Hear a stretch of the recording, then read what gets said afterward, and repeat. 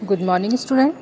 आज हम कक्षा 3 का हिंदी व्याकरण का नया पाठ पढ़ेंगे। तो बच्चों, उस पाठ का नाम क्या है? उस पाठ का नाम चित्र वर्णन है। अब आपको इस पाठ का नाम पढ़कर ये समझ में आपके मन में ये क्वेश्चन हो रहे होंगे कि चित्र वर्णन क्या होता है। तो बच्चों, चित्र वर्णन क्या होता है, उसका अर्थ क्या है, तो हम इसको समझेंगे। चित्र वर्णन का किसी भी चित्र को देखकर मन में जो भी भाव या बातें आती है उनको लिखना क्या कहलाता है? चित्र वर्णन। तो जो भी चित्र आपको नज़र आता है, आप जिस भी चित्र को देखते हैं, उस चित्र को देखकर आपके मन में जो भी भाव आते हैं या आप उस चित्र को देखकर जो भी बातें लिखना चाहते हैं, तो उनको लिखना क्या कहलाता है? चित्र वर्णन कहलाता है।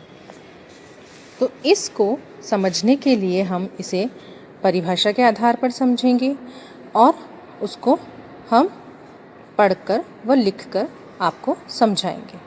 तो बच्चों, यह देखिए चित्र वर्णन की परिभाषा।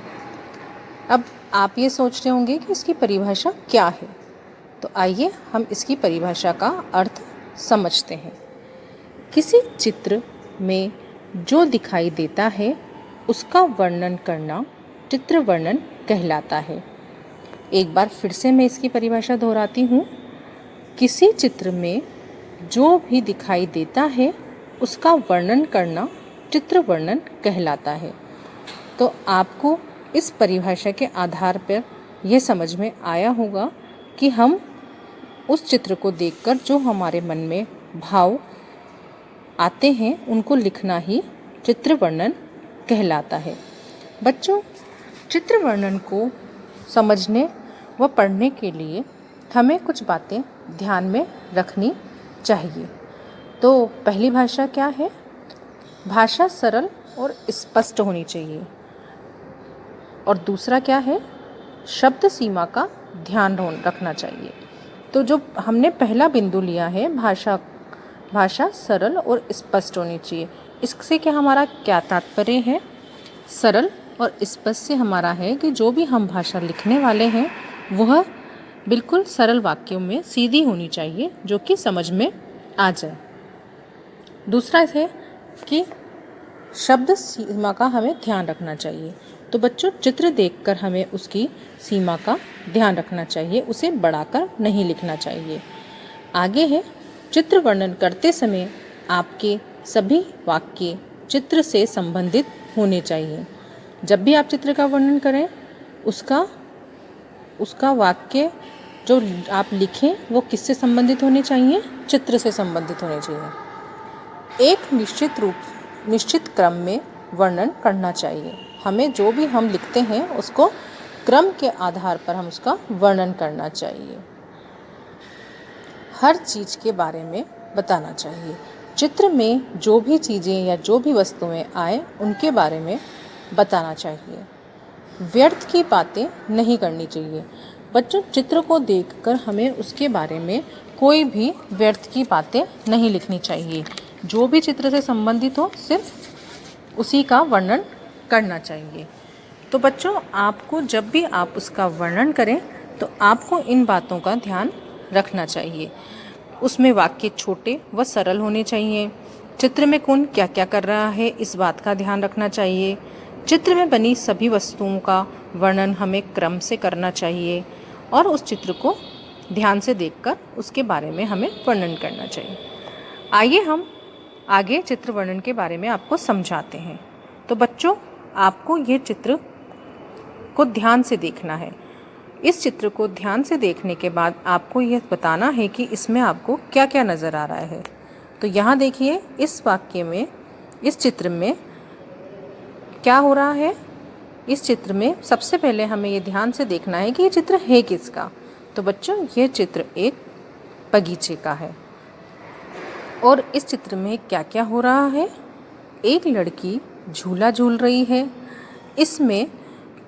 इस बगीचे में पेड़ लगे हुए हैं, बच्चे खेल रहे हैं एक लड़की चित्र में रंग भर रही है। एक लड़की पेड़ के नीचे बैठकर पुस्तक पढ़ रही है और एक लड़का पेड़ पर बैठकर दूरबीन से देख रहा है। तो बच्चों, आपने ये चित्र को ध्यान से देखा। सबसे पहले हमने इसमें देखा कि ये चित्र किसका है और हमने इस चित्र में जो जो चीज़ें बनी हुई है उसका वर्णन किया। तो आइए, तो बच्चों आप देखिए, हम इस चित्र को देखकर इस पर कुछ पंक्तियाँ लिखेंगे। यहाँ पर अभी तक जो हमने पढ़ा है और समझा है, तो आपको ये समझ में आया है कि सबसे पहले हमें चित्र को देखकर क्या करना चाहिए। चित्र को देखकर सबसे पहले हमें ये ध्यान से देखना चाहिए कि ये चित्र किसका है। तो देखिए, यहाँ मैंने पहले वाक्य में ये लिखा है कि यह एक बगीचे का चित्र है। किसका चित्र है ये? यह एक बगीचे का चित्र है। दूसरे नंबर पे मैंने लिखा है कि आपको इस बगीचे में क्या क्या नज़र आ रहा है। तो बगीचे में बहुत सारे पेड़ पौधे हैं। तीसरे वाक्य में एक लड़की झूला झूल रही है। चौथे वाक्य में बच्चे खेल रहे हैं। पांचवा, यह लड़की एक लड़की चित्र में रंग भर रही है। और छठे में यह चित्र बहुत सुंदर लग रहा है। तो बच्चों, इस पर 5 वाक्य लिखने के बाद आपको बार बार चित्र वर्णन का अभ्यास करना चाहिए। चित्र वर्णन एक कला है जिसे अभ्यास के माध्यम से ही बेहतर बनाया जा सकता है, इसलिए इसका अभ्यास बार बार करते रहना चाहिए।